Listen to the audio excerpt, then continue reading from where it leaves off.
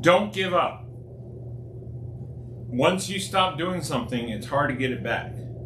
You need to get in a pattern. You know how you change and get something back in your life that you don't have again? Do it for 30 days and then it becomes a habit. Let's talk about that.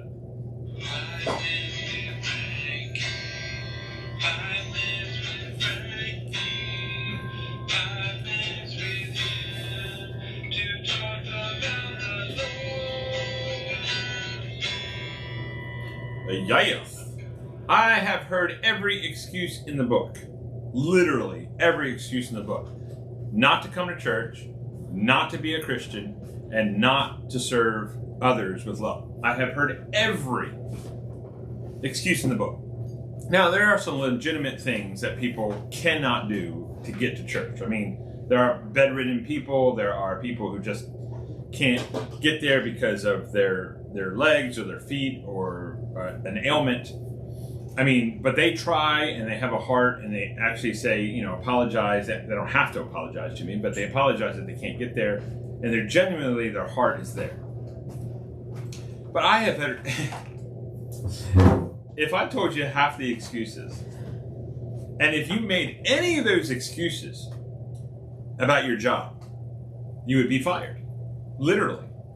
Or your friends, or your family, or events. Like, well, I can't do this, so give my money back from this event. What would they do to you? They'll just laugh at you. No, you're not getting your money back. You're not coming back into this job, because what excuse is that? But when it comes to God, we're like, I'm going to make every excuse in the book. I'm just going to give up. Well, I'm not going back to that church because the preacher or because somebody in that church ticked me off. Or, well, I'm not going to be with God because he really hasn't shown up. You're still breathing, aren't you? You still have a heartbeat. I'm just going to give up and because, everything I do is good and I'm not getting any payback. Oh, ooh. You don't do good to get paid back. So, you've heard every excuse. I bet Paul, when he wrote Galatians, he heard every excuse in the book. Well, Paul, I can't really be with the Spirit because I got Roman citizens that I have to take care of. Well, Rome is going to kill me if I become a Christian. So, this body is flesh. It only lasts 80 years. That's what God says is a blessing, 80 years. And if you go on more than that, your body rots away. Your soul's going to live forever.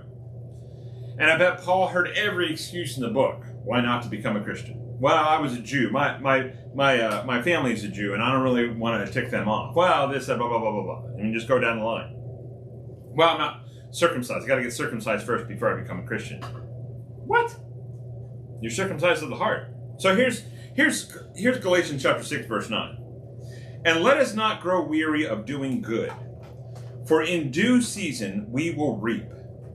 If, there's a caveat, there's an if here, if we do not give up. So people say, well, I'm just going to give up. God's not really good for me. It's not a good fit. It really doesn't go with my lifestyle. It doesn't really go with my opinions. It doesn't go with my ideas of what morality is. Morality is, what do they say, Katie? A social construct. Yeah.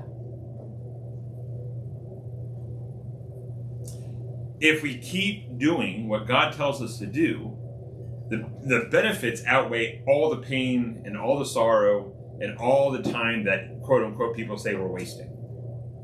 It outweighs all of that. For eternity, I don't even know how to explain eternity, but eternity is going to be a reward. And even if you don't get any rewards in this earth, even if you're in pain constantly, even if it pains you to be a Christian, it is so much worth it, because there is no way I want anyone to go to hell. Anyone to be tortured for the rest of their life. Anyone to be eaten by worms and not be eaten up, or burned without being burned up. You have to hate somebody, really, really hate somebody without telling them about Jesus' love, and that there is so much more about Jesus than anything on this earth. So, Paul tells us again, and let us not grow weary of doing good. We will grow weary. But let's not stop doing good, be it just because we're suffering or we're hurting or we're in pain. God's the one who gives us all these things, all these good things. For in due season we will reap if we do not give up. Be faithful to God and what he has said to do. It's not burdensome. It is a whole different mindset, a spiritual mindset, not a physical one. We got to get out of the physical ideas and get spiritual and get with God and stop making excuses. So my encouragement for you today is, what excuse are you making not to come to church, not to follow God? Stop it. I'm going to get a squirt bottle. Stop it. I love you. Jesus loves you too. You have a great, what is it? Thursday. Bye-bye. Are you preaching today or what?